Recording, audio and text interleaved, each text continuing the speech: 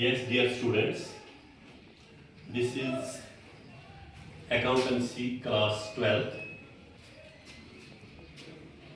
Our today's topic is accounting for share capital, and our subtopic is issue of shares at par. Issue of shares at par में आपने background भी समझा है और question भी किए हैं. आज हम करेंगे solve question number 6. Let's study the question. C Limited was registered with a capital of rupees 2,50,000. C Limited company के पास कैपिटल है 2,50,000 डिवाइडेड इन 25,000 शेयर्स, और इसमें शेयर्स जो है वो 25,000 है. कितने शेयर्स हैं? 25,000. और इसका फेस वैल्यू जो है that is ₹10 each. Face value क्या है शेयर्स का? ₹10 पर शेयर. तो इसमें जो इशू शेयर्स होते हैं 25,000 शेयर्स टोटल है हमारे पास. लेकिन by the question, by hypothesis, company issued 15,000 shares which were payable at ₹2 on application, 5 on allotment, and the balance as and when required. Application issues होती है शेयर्स 15,000 से. टोटल हमारे पास 25,000 है और 15,000 इश्यू होती है कंपनी की तरफ से. और उसमें रेट क्या है? एप्लीकेशन के लिए एप्लीकेशन मनी रेट है ₹2 पर शेयर, और अलॉटमेंट के लिए रेट है ₹5 पर शेयर. ठीक है. Applications were received for 18,000 shares which were allotted as follows.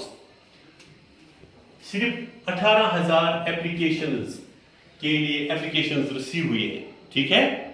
तो कंपनी ने इश्यू किए हैं 15,000 शेयर्स, लेकिन 18,000 की एप्लीकेशन मनी रिसीव हुआ है. एप्लीकेशंस 18,000 शेयर्स के लिए रिसीव हुई हैं. उनमें क्या है? Now which were allotted as follows. लेकिन अलॉट बराबर 18,000 नहीं हुई है. Applications for 10,000 shares 8,000 only, and applications for 8,000 shares 7,000 only. जहां हमें 10,000 एप्लीकेशंस आई 10,000 शेयर्स के लिए, वहां 8,000 अलॉट हुई. जहां 8,000 एप्लीकेशंस 8,000 की शेयर्स के लिए रिसीव हुई है, तो वहां सिर्फ 7,000, यानी कि 8,000 प्लस 7,000, ये टोटल 15,000. 18 में से 15,000 शेयर्स अलॉट हुई. ठीक है. तो 3,000 के लिए अलॉटमेंट नहीं हुई है. तो लेकिन खास बात इसमें यह है कि ₹16,000 were realised on account of allotment money. जो 15,000 के लिए हमें मनी रिसीव करना था वो नहीं हुआ है, बल्कि सिर्फ ₹64,000 रिसीव हुए हैं अलॉटेड मनी. ठीक है. तो हम सॉल्व करते हैं. इसमें क्या करना है? हमें जर्नल बनाना है. Prepare a cash book and generalized. हमें कैश बुक भी बनाना है, जर्नल भी बनाना है. लेकिन सबसे पहले हम जर्नल बनाएंगे. जर्नल का फॉर्मेट आपको पता है. Date, particulars, debit amount and credit amount. शाबाश. जो पहला है एज पर फॉर्मेट, तो जो रूल है हमारे लिए कि issue of shares at par, सबसे पहले जो हमें यहाँ पे मेंशन करना है, एप्लीकेशन मनी जो रिसीव हुआ है that is for 18,000 shares. 18,000 shares के लिए एट द रेट ऑफ ₹2 हमें अमाउंट रिसीव हमने किया है 36,000. लेकिन ये अमाउंट ज्यादा है क्योंकि 15,000 शेयर्स इशू हुए हैं टोटल, मगर एप्लीकेशन ज्यादा आई है 18,000 के लिए, लिहाजा 36,000 हमने रिसीव किया है टू शेयर एप्लीकेशन अकाउंट. ये किस अकाउंट में है? 36,000 एप्लीकेशन अकाउंट में. तो being application money received, direction क्या लिखेंगे हम? Being application money received. और उसका दूसरा फॉर्मेट का दूसरा हिस्सा जो है that is share application account, यानी एप्लीकेशन मनी जो हमने एडजस्ट अब करना है. 18,000 शेयर्स के लिए हमने एप्लीकेशन रिसीव की 36,000 एज मेंशन्ड अबव. तो अब यही जो अमाउंट है 36,000 जो एप्लीकेशन अकाउंट में आया है, share to share capital account. Capital account में सिर्फ 15,000 का जाएगा, दैट इज 15,000 into 2. जो रेट है एप्लीकेशन मनी की @2 पर शेयर, तो ये आता है 30,000। जो अमाउंट असली हमें अलॉटेड है 15,000 शेयर्स के लिए @2, ये एडजस्ट होगा। उसके अलावा जो है टू शेयर अलॉटमेंट अकाउंट जो अलॉट नहीं हुआ है वो है 3,000 जो बचते हैं, 18,000 माइनस 15,000 दैट इज 3,000, ठीक है। 18,000 minus 15,000 which is equal 3,000। 3,000 shares का जो है @2 वो अमाउंट हमें रिफंड करना है दैट इज 6,000। तो डेबिट कितना हुआ 36,000, क्रेडिट भी हुआ लेकिन क्रेडिटेड अमाउंट में से 6,000 रिफंड होगा। तो हम नरेशन लिखेंगे being application money adjusted and surplus refunded, okay. उसके बाद जो एज पर फॉर्मेट हमें आगे बढ़ना है, हमें अलॉटमेंट रेट है ₹5 पर शेयर। कितना है ₹5 पर शेयर। तो हम लिखेंगे शेयर अलॉटमेंट अकाउंट ₹5 इंटू 15,000 जो अलॉट हुई है। 18,000 में से सिर्फ 15,000 15,000 की अलॉटमेंट आई है कंपनी की तरफ से, वही 15,000 @5 15 5 are 75। वो कितना अमाउंट बनता है 75,000 हमें रियलाइज करना है, रिसीव करना है, ठीक है। लेकिन हुआ नहीं वो, तो दिखाना है, हमें मेंशन करना है amount to be realised that is 15,000 into 5 that is 75,000 to share capital account. तो शेयर कैपिटल अकाउंट से क्या दिखेगा हमें 75,000 अमाउंट, ठीक है।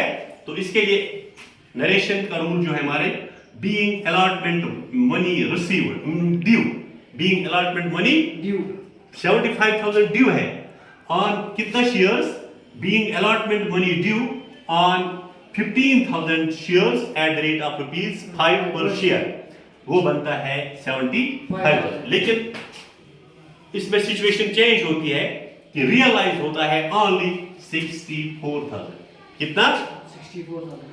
क्वेश्चन में हमें दिखाया गया है कि 64,000 रुपीज सिर्फ हमें रिसीव हुए हैं। तो फिर देखिए अब हमें as per format bank account, bank में जाता है वही पैसा जो हमें शेयर होल्डर्स की तरफ से आता है, ठीक है। शेयर होल्डर्स से हमने रिसीव किया है 64,000। वो किस हिसाब से, वहां क्या होता है, तो टू शेयर अलॉटमेंट अकाउंट, ये अलॉटमेंट अकाउंट में 64,000 जाएगा। तो हम इसकी नरेशन लिखेंगे बीइंग अलॉटमेंट मनी रिसीव्ड। हाँ, जो हमारे लास्ट है बैंक अकाउंट 64,000, यानी कि हमें असली करना था रिसीव 75,000 @5 फॉर 15,000 शेयर्स, लेकिन शेयर्स इशू हुए हैं 15,000 मगर रिसीव कितना पैसा हुआ है ओनली 64,000। यहाँ 11,000 की डिफरेंस है तकरीबन, है कि नहीं। तो 64,000 जो है this money is being received, being allotment money received. ये हो गया हमारा जर्नल। उसके बाद हमें इस जर्नल का बनाना है कैश बुक। चलिए जी, हम कैश बुक हमने फॉर्मेट यहाँ बना के रखा है।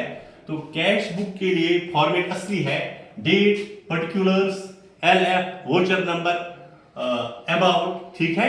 अगर बैंक कॉलम होगा डिस्काउंट कॉलम, लेकिन यहाँ सिंपल कैश बुक है date, particulars, amount, date, particulars, amount. ये डेबिट साइड है, क्रेडिट साइड है, रिसीप्ट्स साइड और पेमेंट साइड।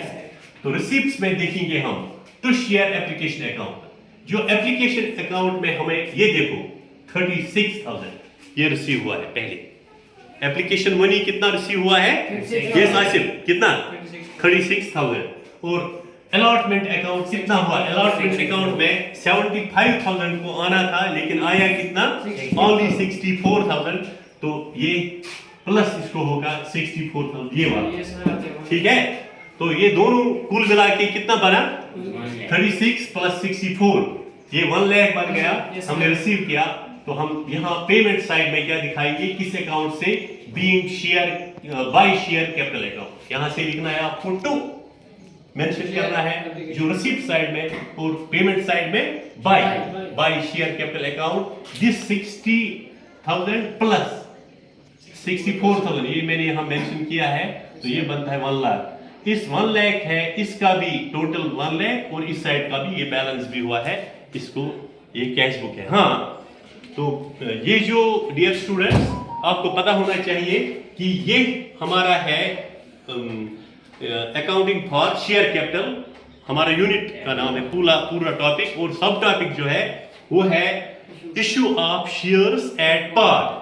यहां तक जो क्वेश्चंस हमने किए तो वही रिलेटेड था किसका, issue of shares at par. और नेक्स्ट लेक्चर में हम पढ़ेंगे issue of shares at premium. और जो फॉर्मेट्स आज तक देखे हमने ये सभी किसके थे, issue of shares at par.